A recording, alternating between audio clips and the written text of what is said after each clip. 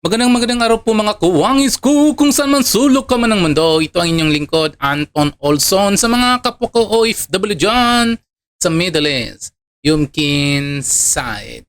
Sa mga hindi pa dyan nakasubscribe sa akin, please lang subscribe nyo naman ako at i-likes din ang aking mga videos. Alam nyo sa ngayon nagkakainitan si Amy Marcos at si Pampilo Lacson. Nagkakainitan siya dalawa dahil lang nagsalita si Amy Marcos na yung budget na pinirmahan ngayon 2026 ay parang pork na giniling. Kasi nga pinagparty-party sa iba't ibang mga bagay na hindi naman importante. Tapos gigil na gigil ngayon si Pampilo Lacson kasi daw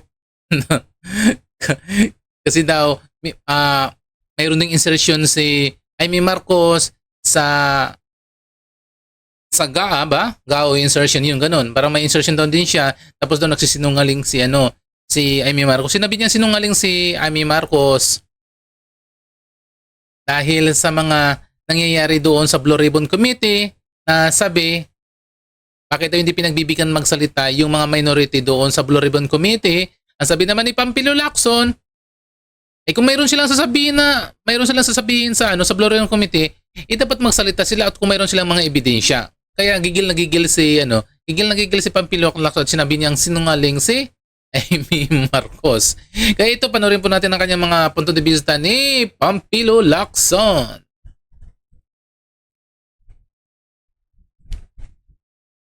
Nga ni Senator Amy, number one is yung sa Blue Ribbon Committee na binawalan daw sila na magtanong magungkat ng mga involvement ni Romualdez at ng iba pang matataas na opisyal sa Malacanang. Tapos yung sa budgets, ang intindi ko dun sa mga sinabi niya doon po sa kanyang vlog ay napipigilan sila sa pagtatanong dahil sasabihin, 10 minutes ka na o wala ka ng oras, sa ganun pa mamaraan. Alam mo, minsan ginagawa kong 10 minutes kasi minsan napakarami nagtatanong. Kasi kung papabayaan mo na hindi mo ililimitahan yung oras, discipline ang tawag doon. Kung hindi niya naiintindihan, na-busy na. Kung papabayaan natin, merong hindi makakapagtanong. So basta sir, diba? Meron naman second round. At saka unang-una, paano niya masasabing pinagbabawalan? Hindi naman siya nag-a-attend ng hearing. Pero yun nga po. Ano pinanggagalingan niya na pinagbabawalan siya? O sila? Pero Senator Lacson, sa palagay niyo po, sa inyo pong tingin, bakit po ito ginagawa ni Senator Amy Marcos? Although, obviously, dahil po siya po'y kaalyado ni Vice President Sara Duterte, may iba pa ho ba kayong nakikita na rason kung bakit niya po nasasabi itong mga ito? Ako gusto niya mag-apply na meow-meow na Senado. ano ibig sabihin nun, sir? Kung ano na sinasabi niya Parang gusto niya maging counterpart. Ayaw namin magkaroon ng meow-meow sa Senate, pero parang mayroong gusto mag-apply. Parang inis na Parang inis si Kiko sir. Barzaga, ganun po ba yung peg? Ano sinasabing walang kawawaan Alam mo, ako meron akong nasabi ko na ito na the best response to nonsense is silence. Pero pagka nangiinsulto na, hindi mo na rin pwedeng i-disregard. Iniinsulto niya yung Blue Ribbon. Ina-undermine niya yung integridad ng komite. Ng komite na member din naman siya doon. Bakit hindi siya mag-attend? At tanungin niya, kung meron siyang ebidensya, laban kung kanino man, ilabas niya. At i-appreciate namin yon. Bibigyan namin siya. Kung gusto niya, dadagdagan ko yung kanyang 10 minutes. Kung masyadong marami siyang ebidensyang hawak. Pero wag niya siraan yung komite na pinamumunuan ko at kinabibilangan ng halos lahat ng members ng Senado. Unfair sa amin yon. Napaka-responsable ng kanyang ginagawa.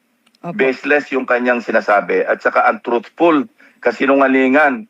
Never ko siyang kinausap para sabihin sa kanya, huwag kang magbanggit kay Speaker Romualdez, huwag kang magbanggit ng maski kaninong tao. Unang-una, hindi nga siya nag-a-attend Anong sasabihin niya na pinagbabawalan sila? Yun din pong sinabi ninyo na wala yung binigyang diin po ninyo na wala kayong pinagbawalan na magtanong about Romualdez or kung sino man. Yun din yung sinabi ni na Senator Raffy Tulfo, Senator Sherwin Gatchalian, walang ganung pagbabawal. Senator, meron din po yung kasi ang totoo Opo. Wala namang never ako magbabawal sa kanila eh. Sino ako para magbawal sa kanila? Eh si Senator Marcoleta nga nanggugulo, hindi ko pinagbabawalan eh. Sinasagot ko lamang siya kasi unfair din yung kanyang pag-aakusa na mas tinitingnan ko raw, unfair daw ako kinadiskaya. Pinapanigan ko raw sila Romualdez. Di ba sina Hernandez? Di ba nagkasagutan pa nga kami dyan? Ayoko nga patuloy niya kasi nagugulo yung pagdinig. Gusto ko yung flow magtuloy-tuloy, uninterrupted, unhampered. Ang problema, meron nga mga ganyan kasama na nanggugulo talaga. Hindi ko alam kung ano yung kanilang endgame.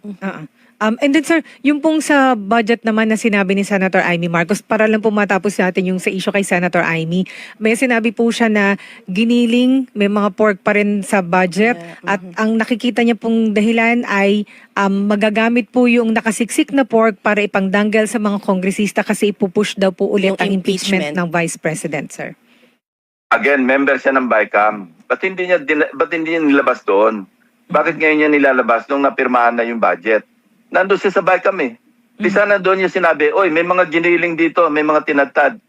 Isa pa, yung baka nire-refer niya, yung mga AIX, AKAP, TUPAD, MAIFIP.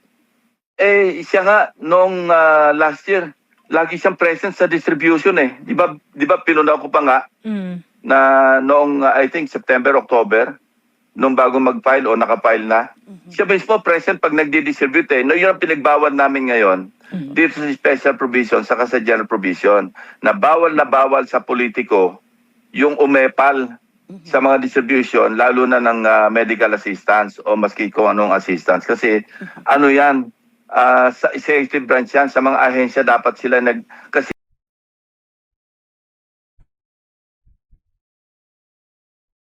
O ayan mga kawangis ko, malinaw na malinaw pa sa sabaw na talagang gigil na gigil si Gigil na gigil si Pampilo Lacson kay Amy Marcos.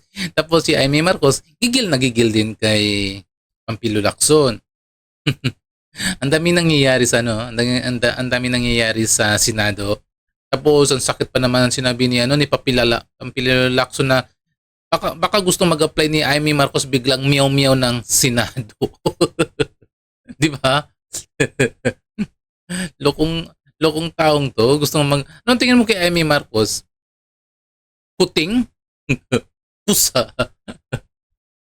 Sinabi niya mag-apply ng meow-meow. Ano yan? Si Kiko Barsaga lang ng Kongreso.